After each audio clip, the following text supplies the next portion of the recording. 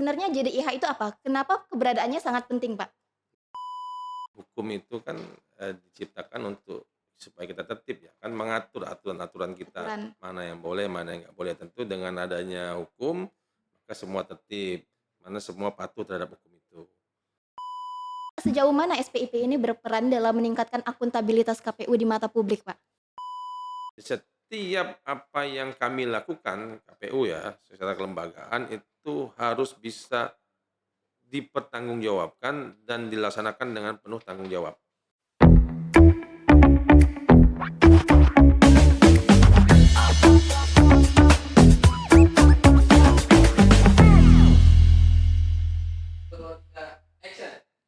Hai teman pemilih, selamat datang di Bilik Podcast KPU Provinsi Jambi. Bincang asik lewat info kepemiluan bersama saya Amanda selaku host pada episode hari ini.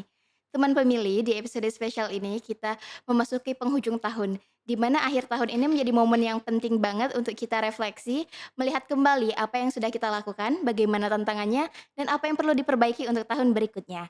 Saya sudah kedatangan narasumber yang sangat spesial, karena beliau berperan penting dalam mengawasi jalannya Divisi Hukum dan Pengawasan. Yuk langsung saja kita sambut Ketua Divisi Hukum dan Pengawasan KPU Provinsi Jambi, Bapak Suparmin. Bapak selamat datang di Bilik Podcast KPU Provinsi Jambi. Terima kasih Mbak Manda. Apa kabarnya nih Pak? Alhamdulillah sehat. Sehat ya Pak ya? Mulai disapa-sapa dulu teman pemilihnya. Hai teman pemilih, saya Suparmin, anggota KPU Jambi, Divisi Hukum dan Pengawasan. Senang bertemu dengan teman-teman semua. Nah Pak, memasuki akhir tahun nih Pak, kan waktu yang tepat untuk kita refleksi ya Pak ya. Mhm. Apa sih Pak refleksi Bapak di bidang hukum dan pengawasan? Ada nggak sih Pak sepanjang tahun ini momen yang berkesan gitu di bidang hukum dan pengawasan? Banyak sih ya, tapi kalau yang paling berkesan itu adalah ketika, pasca pilkada lalu ya. Kita kan ini pertama kalinya dilaksanakan pilkada serentak ya, serentak se-Indonesia itu pertama kali tahun 2024. Eee, kan proses sengketa hasilnya itu setelah itu. Jadi di awal tahun, di akhir tahun lalu sampai awal tahun tuh kita, mengawal teman-teman KPU kabupaten kota, yang ada sengketa hasil ke Mahkamah Konstitusi. Kebetulan untuk Provinsi Jambi nggak ada, alhamdulillah nggak ada yang menggugat hasil ke MK.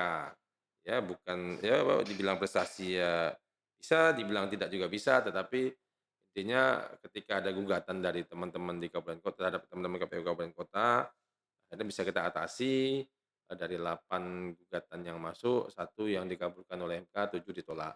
Satu ini yang terkait dengan PSU yang di Kabupaten Bungo ya.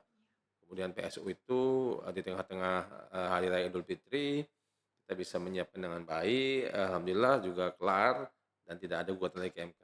Ini adalah beberapa hal momen-momen ya, yang bagi kami di Divisi Hukum dan Pengawasan itu, melaksanakan tugas terkait dengan, tugas wewenang dan kewajiban kami. Nah, keren sekali nih Pak. Jadi merupakan prestasi ya Pak ya di Provinsi Jambi maupun kabupaten kota. Ngomongin soal prestasi nih Pak, kan KPU Provinsi Jambi berhasil meraih terbaik satu pada JDIH Award KPU 2025. Tentu hal ini tidak mudah ya Pak ya. Nah, tapi teman pemilih pasti bingung nih Pak, sebenarnya JDIH itu apa? Kenapa keberadaannya sangat penting Pak? Iya. JDH itu adalah Jaringan Dokumentasi dan Informasi Hukum. Jadi ini wadah, wadah pendayagunaan dokumen-dokumen hukum ya. Jadi di dalam JDH ini kan terkoneksi ya, ada JDHN yang di bawah Kementerian Hukum dan HAM, sekarang menjadi Kementerian Hukum. Kemudian ada JDH KPU RI, kemudian ada JDH KPU Provinsi, dan ada JDH KPU Kabupaten Kota. Di sana seluruh dokumen-dokumen produk hukum itu diupload di sana. Tersedia, mulai dari undang-undang, kemudian ada peraturan KPU, ada keputusan KPU, mulai dari keputusan KPU tingkat pusat, KPU RI, KPU Provinsi, hingga KPU Kabupaten Kota. Jadi semua orang bisa mengakses yang terbuka. Bahkan jadi ini juga aksesibel bagi, penyandang disabilitas. Di sana kalau yang netra itu ada tombol-tombol yang bisa mengarahkan, Membantu ya Pak? iya, dia membaca, "Oh tombol ini tombol ini, kita mau cari apa?" Mau cari PKPU tentang tahapan ada, PKPU tentang, misalnya kampanye, tentang pungut hitung, tentang rekap, semuanya ada di sana. Jadi ini, sebuah wadah bagi kita semua untuk, terutama kita ya, memberikan pelayanan terbaik bagi masyarakat, terutama masyarakat yang punya kepentingan terhadap produk hukum kita. Jadi JDH ini memang setiap tahun dilakukan penilaian-penilaian oleh KPU RI. Kalau kita kemarin alhamdulillah kemarin dapat juara satu nasional ya. Wah, Biasanya itu ada keren. tahun lalu itu dibagi 3 kategori, provinsi besar, sedang, dan provinsi kecil. kita masuk kategori sedang. Ternyata di tahun 2025 ini diadu 3 provinsi, 3 kategori itu diadu satu, ya Menjadi alhamdulillah kita nasional. ya menjadi nasional, alhamdulillah Jambi dapat nasional. Ya ini berkat, teman-teman semualah, teman-teman sekretariat, teman-teman KPU kabupaten kota. Kami tidak pernah mengharapkan itu. Jadi apa yang kami lakukan adalah bagaimana kami melaksanakan tugas, yang diberikan oleh KPU RI untuk melakukan pengelolaan JDIH di KPU Provinsi Jambi dan di KPU kabupaten kota. Nah, selaku KPU provinsi, kita punya kewajiban melakukan supervisi dan juga monitoring terhadap pelaksanaan kerja-kerja KPU kabupaten kota. Jadi ya menurut saya, ya ini alhamdulillah saya juga surprise, saya kemarin waktu di Sumbar di Kota Padang penerima itu saya nggak nyangka juga, tapi ya kan orang yang menilai, intinya kita sudah berusaha berbuat yang terbaik, ya pekerjaan yang terbaik selalu kita sih awalnya dari awal pekerjaannya yang bagus saja, pokoknya bekerja aja gitu sebaik mungkin tanpa mengharapkan kalau toh KPU RI menilai ya itu ya bonuslah. Iya, reward ya, Pak, ya? Iya, Reward. Nah, teman pemilih, luar biasa sekali, prosesnya sangat panjang tentunya, dan KPU Provinsi Jambi sepanjang tahun ini banyak sekali menoreh prestasi-prestasi yang membanggakan, seperti juara 2 pelaporan SPIP, juara 2 juga pelaporan untuk LHKPN ya, Pak, ya, iya, pada satuan kerja tingkat sedang. Nah, teman pemilih, tentunya proses yang sangat panjang ini ada inovasinya dong, Pak, mhm, sehingga bisa meraih juara satu. Apa sih, Pak, inovasi untuk JDIH ini sehingga bisa meraih peringkat tersebut? iya, baik. Jadi, sebenarnya yang kita lakukan inovasi ada, tapi yang utama itu apa perintah KPU RI dilaksanakan. Misalnya satu, bagaimana membuat regulasi itu sebagaimana PKPU tentang tata naskah dinas. Bagaimana keputusan KPU tentang penyusunan dan penerbitan putusan KPU di lingkup KPU RI, KPU provinsi, KPU kabupaten kota. Kita ikut itu aja, kita patuhi itu aja. Jadi kita patuhi dan kita sering bertanya. Jadi kita sering juga meningkatkan kapasitas, terkait legal drafting teman-teman sekretariat ya untuk di KPU kabupaten kota. Jadi kita undang KPU RI, ngisi materi, walaupun Zoom ya, tapi ini kan dalam rangka perbaikan-perbaikan pengelolaan ya, pengelolaan terkait produk hukum di wilayah Provinsi Jambi. Jadi itu kita lakukan. Kemudian selain itu, kita juga tepat waktu, bagaimana berusaha tepat waktu. Kalau hari ini sudah kayak seperti kemarin nih, kita baru menetapkan, SK terkait dengan rekapitulasi, hasil pemutahiran data pemilu berkelanjutan semester 2 tahun 2025. Itu baru langsung diketok palu, 1 jam kemudian sudah kita Real upload time ya, Pak, SK-nya. ya? Iya, jadi proses sudah kita mulai. Iya, Jadi koreksi dan itu alhamdulillah tidak ada. Kita berusaha agar minor kesalahan, betul-betul berhati-hati dan memang koreksinya memang, lebih rapi ya. Bahkan kita untuk tahun depan aja kita sudah berapa kali rapat membahas perencanaan penerbitan SK. SK yang rutinnya akan kita terbitkan. Kemarin kita sudah pleno, sudah kita tetapkan 7 SK yang sudah akan nanti diterbitkan. Jadi memang memang ya kita kerja dengan hati saja. Kalau kerja dengan hati itu ya selain tanggung jawab ya kemudian kita nggak hanya sekedar formalitas, iya, tetapi bagaimana berusaha memberikan yang terbaik. Terakhir di pilkada lalu atau kalau saya tanya ke KPU kemarin, "Kenapa kami dinilai lebih baik dari yang lain?" Saya nanya juga nih. iya, Ini sa penasaran nih, Pak. iya, sangkanya orang nanti kita lobby-lobby lagi Iya, ternyata gitu. betul betul. Ternyata ada inovasi-inovasi, kita sering melakukan sosialisasi JDIH itu ke pemilih pemula. Mmm, Jadi saya memang setiap turun ke daerah, kabupaten kota, saya minta agar dikasih ruang ke sekolah-sekolah untuk melakukan JDIH Ghost to School namanya. mhm. Kemudian kita juga sering melakukan JDIH Ghost to Jurnalis.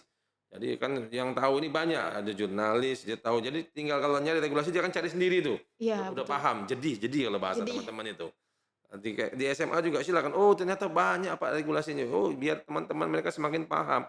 Oh pemilih ini begini, tata cara pencoblosan begini, jamnya mulai jam sekian, ya ini kalau begini suaranya tidak sah, kalau begini sah. Ini kan, biar mereka hobi apa, membacanya tumbuh ya. Karena kalau dia mau jadi sesuatu ke depannya, kuliah juga akan ketemu itu juga iya, nanti. betul. Sementara orang banyak nggak tahu jadi jadi kita memang dorong itu terus, termasuk setiap, saya jadi narasumber-narasumber di berbagai kegiatan saya akan sampaikan soal JDH. Di halaman terakhir silakan cek JDH kalau Anda butuh regulasi terkait Influencer ya, pemilu dan Pak, ya, pilkada. untuk Ya, jadi IH. ya, itu aja. Nah, pada Pak, tentunya di dalam pengelolaan ini kan punya tantangan tersendiri. Apa sih Pak tantangannya Pak dalam mengelola JDIH? ya banyak sih, tantangan tuh selalu ada, kekurangan-kekurangan itu kan jadi tantangan ya. Iya betul. Jadi, di satu sisi ya SDM ya, karena kan saya dulu punya staf tuh cuman berapa orang ya, cuman 3, satu subbag, 2 staf. Dulu 2 staf. Iya, cuman ada Rizky sama Rini dulu, nggak ada, dulu nggak, cuman 1 subbag, 2 staf, nggak, minim sekali. Sementara dia harus mengelola, seluruh urusan ya, semua produk hukum KPU provinsi ini kan harus lewat kami dulu. Ilegal di-draft oleh teman-teman misalnya bagian atau subbag yang lain, Iya. masuk ke kita dipastikan sudah benar, kemudian dicek lagi segala macamnya, dasar hukumnya, bagian menimbang, memperhatikannya, sampai ke, tipu-tipu dicari, itu satu SDM, kekurangan SDM. Tapi alhamdulillah semenjak adanya CPNS ini bertambah 2, kemudian kita juga nambah pindah dari Merangin sudah agak lumayan ini, saya pikir sudah siaplah, lebih siap. Tapi tantangannya bagaimana mengelola ini. Yang kedua, kita ini kan tidak semuanya berbasis sarjana hukum. Iya. Ternyata kabak kita aja bukan hukum, kabak kita itu Eskom kabak hukumnya. Ini kan beberapa hal yang memang butuh energi ekstra dia untuk belajar, untuk membaca. Kebetulan saya hukum, kebetulan. Sebelumnya divisi hukumnya tidak hukum juga sebelumnya. Jadi memang ya faktor itu, faktor tidak latar belakang hukum, jadi faktor di SDM kurang, terakhir itu ya faktor memang anggaran juga, kita kan nggak punya banyak anggaran, sehingga kita harus berkreasi melalui, yang non budgeter, misalnya, rakor-rakor lewat Zoom, mengundang pimpinan dari Jakarta, narsum dari Jakarta lewat Zoom dan lain sebagainya. Jadi itu 3 hal yang menurut saya jadi kendala, tapi ternyata alhamdulillah di tengah keterbatasan kita bisa kok juara. Iya betul Dalam arti kita sekali. bisa menghasilkan banyak hal, yang penting inovasi, kreativitas kita. Jadi kendala bukan suatu hal yang sulit ya Pak ya? Ya, Karena alhamdulillah, sudah bisa diatasin semuanya. ya alhamdulillah bisa. Dan buat teman pemilih yang membutuhkan produk hukum bisa mengunjungi laman JDIH KPU Provinsi Jambi maupun media sosialnya. Karena media sosial maupun websitenya sangat aktif sekali untuk update-update produk hukum terbaru. Nah Pak, sebelum kita lanjut, ada jeda iklan nih Pak. Mhm. Buat teman pemilih jangan kemana-mana, tetap di Bilik Podcast KPU Provinsi Jambi.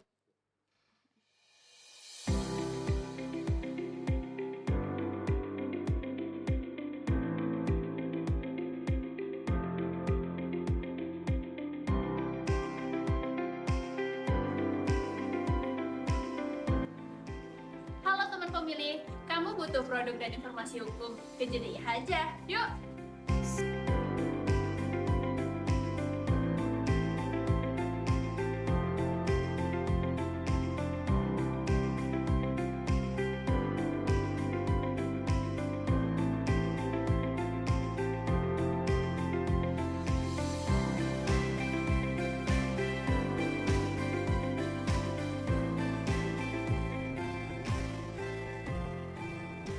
Oke teman pemilih, balik lagi di Bilik Podcast KPU Provinsi Jambi. Pak, sebelum kita lanjut, kita main games dulu nih ya Pak ya. Bapak boleh jawab cepat. Ketika mendengar kata hukum dan pengawasan, apa sih Pak 3 kata yang terlintas di pikiran Bapak? Tertib, pasti, dan aman. Tertib, pasti, dan aman. Nah, Ya, kenapa alasannya Pak? ya kan hukum itu kan, diciptakan untuk supaya kita tertib ya, kan mengatur aturan-aturan kita, Aturan. mana yang boleh, mana yang nggak boleh. Tentu dengan adanya hukum, maka semua tertib, mana semua patuh terhadap hukum itu. Pasti ya memberikan kepastian, dalam regulasi-regulasi kita itu kan misalnya tahapannya, oh tanggal sekian sampai tanggal sekian ini pemutaran data pemilih, tanggal sekian sampai tanggal sekian ini adalah pemungutan suara, itu kan sudah memberikan kepastian hukum ya, sehingga kalau dilanggar ada konsekuensi hukumnya. Terakhir aman ya dengan patuh sama hukum kita insya Allah aman, tidak ada persoalan-persoalan lanjutan pasca itu terbukti ya, kemarin di pilkada kita zero sengketa, alhamdulillah tidak ada sengketa baik pelanggaran administrasi, baik sengketa proses maupun sengketa hasil, ke Mahkamah Konstitusi. Jadi memang dengan kita berpegang pada regulasi, orang juga nggak mikir, "Oh orang ini sudah tertib, sudah sesuai aturan, apalagi yang mau kita gugat." Nah Pak, tadi Iya, kita betul. udah berbicara nih tentang hukum dan pengawasan, tentang JDIH juga. Nah, Tentunya sebagai Ketua Divisi Hukum dan Pengawasan, Pak, Bapak tidak hanya melihat dari sisi KPU Provinsi Jambi, tapi juga mengawasi dari sisi KPU kabupaten kota yang ada di Provinsi Jambi ya, Pak, ya. Mhm. Nah, bagaimana sih, Pak, penerapan sistem pengendalian intern pemerintah di KPU Provinsi Jambi ini? Oh ya, SPIP ya. Sebenarnya Satgas, kalau saya lebih kepada jadi pengarah ya, karena Satgasnya ini adanya di sekretariat ya, ini kan sistem pengendalian pemerintahan ini kan di sekretariat, Iya, karena kan melingkupi beberapa hal ya, melingkupi terkait dengan, terkait keuangan, terkait aset dan lain sebagainya, terkait SDM. Tentu kita hanya mencoba mengingatkan ya, kita setiap bulan itu kan wajib pleno rutin untuk membahas, kartu kendali ya, 8 kartu kendali SPP itu untuk ditetapkan. Sejauh ini, untuk Jambi ya cukup baik, teman-teman KPU Kabupaten Kota juga cukup baik dalam pelaporannya, karena kita tahu ini rutin tiap bulan wajib dilaporkan. Realisasi keuangan, pengadaan barang dan jasa, tindak lanjut temuan dan lain sebagainya, itu kita lakukan. Tapi intinya saya sebagai divisi hukum selalu mengingatkan teman-teman sekretariat ya, baik Pak Sekretaris maupun Kabak, maupun Sekretaris KPU Kabupaten Kota agar SPIP ini, bisa berjalan dengan baik. Agar SPP diterapkan. Ini SPP ini kan ini mencegah ya, salah satu upaya kita mencegah terjadinya pelanggaran-pelanggaran, misalnya tindak pidana korupsi dan lain sebagainya.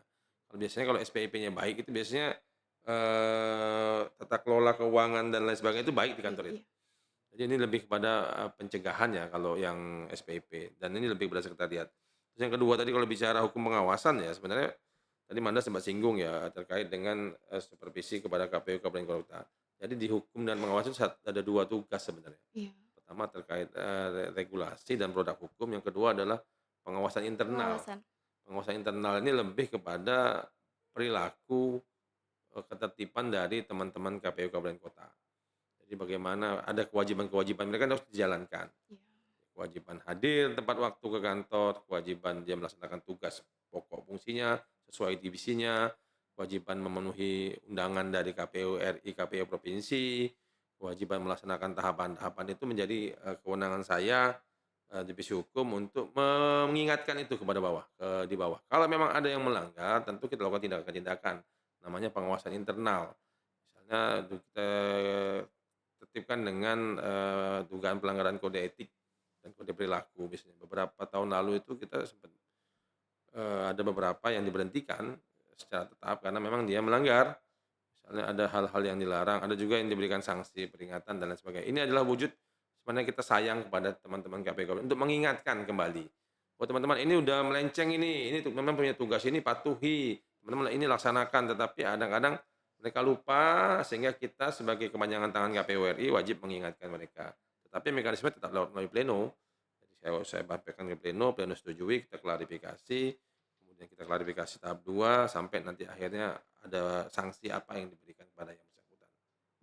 Nah, Pak, kalau tadi kita sudah bahas tentang internal nih, Pak, ya, tadi ada sanksi yang diberikan, kemudian juga Bapak memonitoring KPU kabupaten kota dalam SPIP ini. Tapi, Pak, sejauh mana SPIP ini berperan dalam meningkatkan akuntabilitas KPU di mata publik, Pak? Ya, jadi kalau sistem pengendalian internal pemerintah ini, kalau dengan akuntabilitas ini kan 2 hal yang berbeda ya. Ini kan kita bagaimana di dalam berusaha, merapikan, menertibkan, tata kelola di dalam ya. Iya, Tata kelola baik keuangan, baik SDM dan lain sebagainya. Tetapi untuk akuntabilitas ini sebenarnya sudah jadi prinsip kita ya, dalam Undang-Undang 7 2017 tentang pemilu, itu salah satu prinsip penyelenggaraan pemilu adalah akuntabel. akuntabel. Ya, bertanggung jawab, kalau saya memaknainya bertanggung jawab dan dapat dipertanggungjawabkan.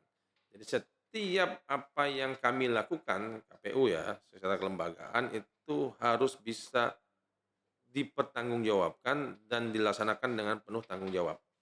Setiap tahapan kita kita ini nggak sembarangan juga, terutama dalam pengelolaan anggaran. Kita ini pasti selalu diaudit oleh auditor internal, inspektorat KPU RI ataupun oleh BPK, Badan Pemeriksa Keuangan melalui mekanisme PDTT, pemeriksaan dengan tujuan tertentu. Itu rutin itu, setiap habis pilkada pasti diperiksa. Ini menunjukkan akuntabilitas kita posisinya. Nah, di SPIP itu mencegah bagaimana laporan keuangan itu tidak ada temuan.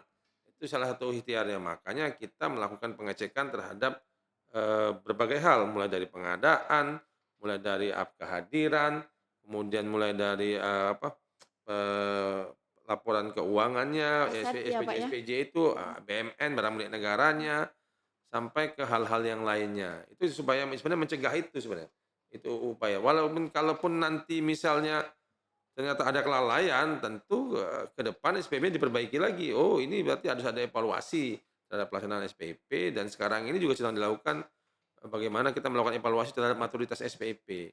Kita termasuk provinsi yang menjadi contoh dari KPU RI untuk, meningkatkan kematangan kita dalam SPIP. Kemarin Pak Sek, Pak Kabak Pul dan Kabak Tekum itu ke Jakarta dalam rangka itu, memastikan kita ke depan lebih baik. Tata kelola kita baik, temuan-temuan bagaimana diselesaikan, bagaimana mencegah supaya jangan jadi temuan ke depannya, bagaimana ketertiban disiplin dalam absen dan lain sebagainya. Demikian Manda. Artinya dengan adanya SPIP ini kita bisa membangun trust ya Pak, Iya, dari bisa masyarakat sehingga KPU ini menjadi badan publik yang dapat dipercaya, seperti tagline-nya KPU melayani. Jadi kita bisa bersih dari hal-hal yang tidak diinginkan. iya, benar. Selain SPIP kan juga ada satgas ya, ada beberapa Satgas, satgas, ada satgas, terkait dengan apa itu gratifikasi itu, kita laporkan juga terus dan mhm, kita lakukan sosialisasi terus, ada satgas pencegahan kekerasan seksual, ada satgas, yang lain-lain banyak ya. Yang intinya adalah bagaimana, kita berusaha untuk menjadi lembaga yang benar-benar clear ya, clear dipercaya tadi betul, tapi, clear kita menjalankan tugas ini sesuai dengan aturan. aturan. Tidak ada misal-misal ya, kalau plus minus di daerah lain, ya ini kan karena satkernya banyak ya, Iya, itu jadi pelajaran berharga. Karena ada teman-teman juga ada kasus teman-teman lain, ya kita menjadi pelajaran supaya jangan sampai terjadi di kita. iya betul. Bagaimana kita berusaha supaya kita memang, ya jangan aneh-aneh lah. Intinya kalau saya sih selalu ingatkan teman-teman di kabupaten kota juga saya ingatkan jangan aneh-aneh, laksanakan tahapan dengan baik, laksanakan kelola keuangan dengan baik, karena setiap apa yang kita kerjakan pasti akan Betul dipertanggungjawabkan. sekali, Pak. Pasti akan dipertanggungjawabkan. Nah, Pak, sebelum kita lanjut ngobrol lagi, ada kuis buat teman pemilih yang sudah setia mendengarkan Bilik Podcast KPU Provinsi Jambi. Buat teman pemilih, jangan lupa untuk jawab kuisnya di kolom komentar di bawah ini ya. Nah, teman pilih, baik lagi di kuis Bilik Podcast KPU Provinsi Jambi. Teman pilih, untuk pertanyaan kali ini ialah apa itu JDIH? Nah, bagi teman pilih yang ingin ikutan, silakan jawab di kolom komentar ini dan dapatkan hadiahnya. See you in next episode. Oke, teman pemilih, balik lagi di Bilik Podcast KPU Provinsi Jambi bareng Pak Parmin. Pak, apa sih Pak resolusi Bapak untuk tahun depan? Waduh, nanya resolusi kita ini. Iya, apa nih Pak? Kan kita udah masuk akhir tahun nih biasanya ingin apa gitu untuk tahun depan, Pak? Ya kalau saya ini dari dulu prinsipnya itu ngalir saja ya. Ngalir saja ya. Ngarirnya seperti air, jalani ya berusaha meningkatkan kapasitas diri. Ini kan momen pos tahapan ya. Iya, Momen-momen di mana kita agak sedikit, eee, turunlah intensitas tahapan kita, karena tahapan nggak ada. Bukan dibilang nggak ada kerjaan juga, bukan kita. semakin banyak kerjaan nih, Pak. Iya, karena muncul inovasi-inovasi Iya, tadi, inovasi yang baru. karena kita tidak dikunci oleh tahapan pemilu dan pilkada, sehingga kita lebih kreatif sekarang Lebih posisinya. kreatif. Ini muncul podcast, muncul segala macam, Iya. muncul kita webinar, muncul kita rakor-rakor, Pelatihan-pelatihan ya, Pak, ya? pelatihan-pelatihan peningkatan kapasitas. Jadi intinya saya sih, kalau saya pribadi ya bagaimana meningkatkan kualitas diri aja dan juga bagaimana supaya KPU Provinsi Jambi dan KPU Kabupaten Kota di Jambi ini juga meningkat kualitas kemampuan SDM-nya. Ini momen kita untuk itu.